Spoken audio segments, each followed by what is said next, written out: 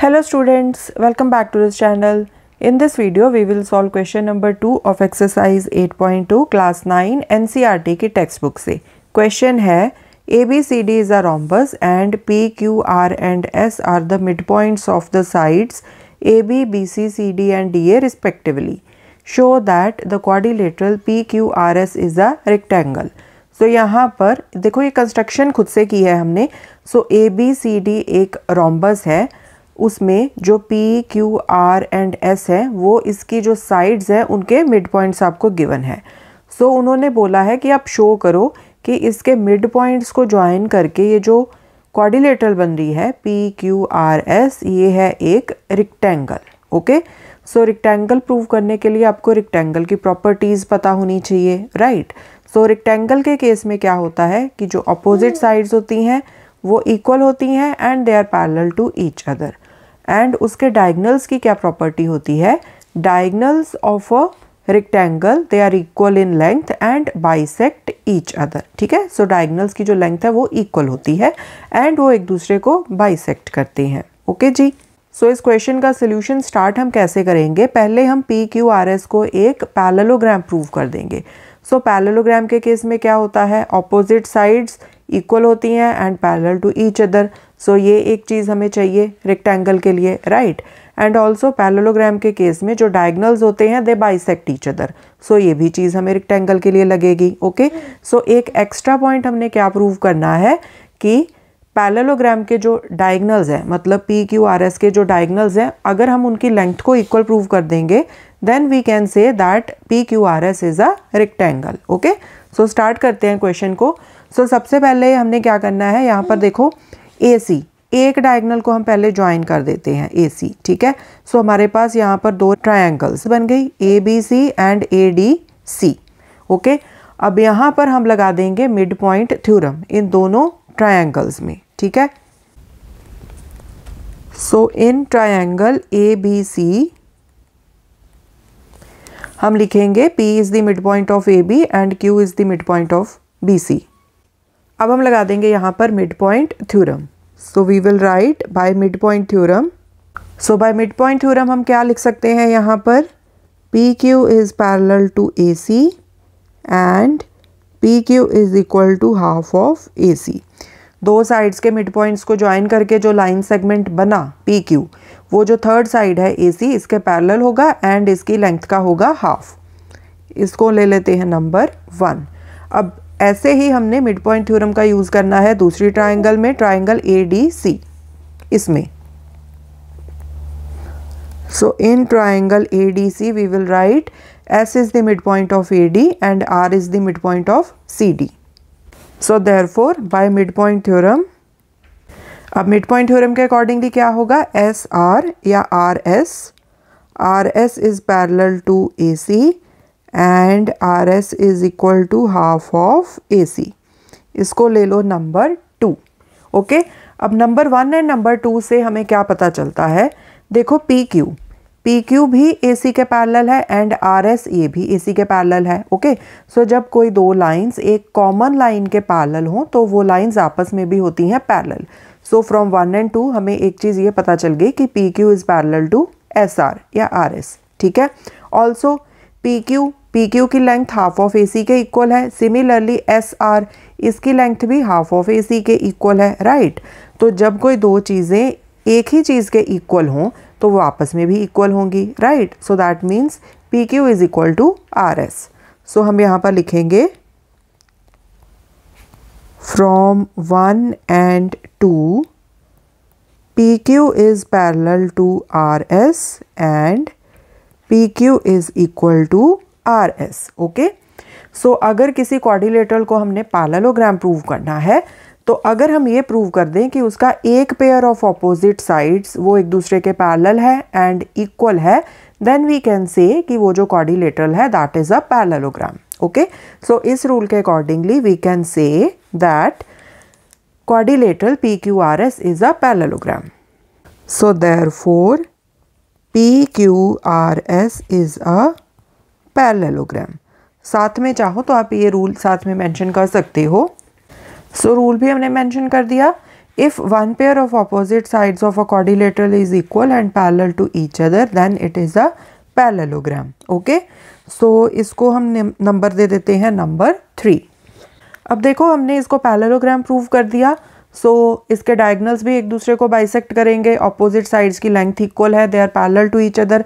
अब एक ही चीज़ बची है जो हमने प्रूव करनी है, वो है कि इसके जो डायगोनल्स हैं उनकी लेंथ को हम प्रूव कर दें इक्वल. ओके, अब डायगोनल्स को इक्वल प्रूव करने के लिए हमने यहाँ पर इसके डायगोनल्स को ज्वाइन कर दिया, QS को एंड PR को. ओके, सो अब यहाँ पर पहले हम एक क्वाड्रिलेटरल ले लेंगे, ये वाली PBCR. सो इन क्वाड्रिलेटरल PBCR, अब यहाँ पर देखो क्योंकि ABCD एक रोम्बस है, तो रोम्बस के केस में जो अपोजिट साइड्स होती हैं वो एक दूसरे के पैरेलल होती हैं, राइट. तो PB को हम CR के पैरेलल लिख सकते हैं, right. So PB is parallel to CR. इसका रीजन हम लिख देंगे, ABCD is a rhombus, therefore AB is parallel to CD. Okay, so जब कोई दो लाइन सेगमेंट्स आपस में पैरेलल हैं तो उन लाइन सेगमेंट्स का कोई भी आप छोटा छोटा पार्ट ले लो, वो भी आपस में पैरेलल होंगे, राइट. सो जो PB है वो AB का पार्ट है, इसी तरह से जो CR है वो CD का पार्ट है. तो ये दोनों जो पार्ट्स है वो भी आपस में क्या होंगे, पैरेलल होंगे. ऑल्सो हमें एक चीज़ और पता है कि ABCD रोम्बस के केस में क्या होता है, जो सभी साइड्स होती हैं वो आपस में इक्वल होती हैं, ठीक है. So that means AB is equal to CD. And P and R क्या है, ये मिड पॉइंट्स है इन साइड्स के, तो मतलब AB का जो हाफ है मतलब BP, इसी तरह से यहाँ पर जो CR है CD का हाफ, तो हाफ भी तो आपस में इक्वल होंगे ना. अगर 4 इज इक्वल टू 4 है तो 4 का हाफ 2, इसी तरह से यहाँ पर 4 का हाफ 2, ये भी तो आपस में इक्वल होंगे, राइट. सो यहाँ पर हम लिखेंगे also PB is equal to CR. Again reason, AB is equal to CD and P and R the midpoints of AB and CD respectively. Okay, तो अगर कोई दो साइड्स आपस में इक्वल हैं तो उनके जो हाफ होंगे वो भी आपस में इक्वल होंगे. Okay, so therefore we can say that PBCR क्या है, दिस इज अ पैरेललोग्राम. क्योंकि यहाँ पर भी क्या किया हमने, क्वाड्रिलेटरल का एक पेयर है जो अपोजिट साइड्स का PB एंड CR, इनको आपस में हमने इक्वल प्रूव कर दिया एंड पैरेलल प्रूव कर दिया. सो सिमिलरली सेम रीज़न जो हमने यहाँ पर मेंशन किया था, इफ़ वन पेयर ऑफ ये वाला, तो सेम इसी रीज़न की वजह से यहाँ पर भी हम कह सकते हैं कि ये जो क्वाड्रिलेटरल है PBCR, this is a parallelogram. So अगर ये पैरेललोग्राम है तो इसका जो अदर पेयर है ऑफ अपोजिट साइड्स वो भी आपस में इक्वल होगा. सो देयरफॉर ये जो BC है, BC is equal to PR. Okay, इसको हम दे देते हैं नंबर 4.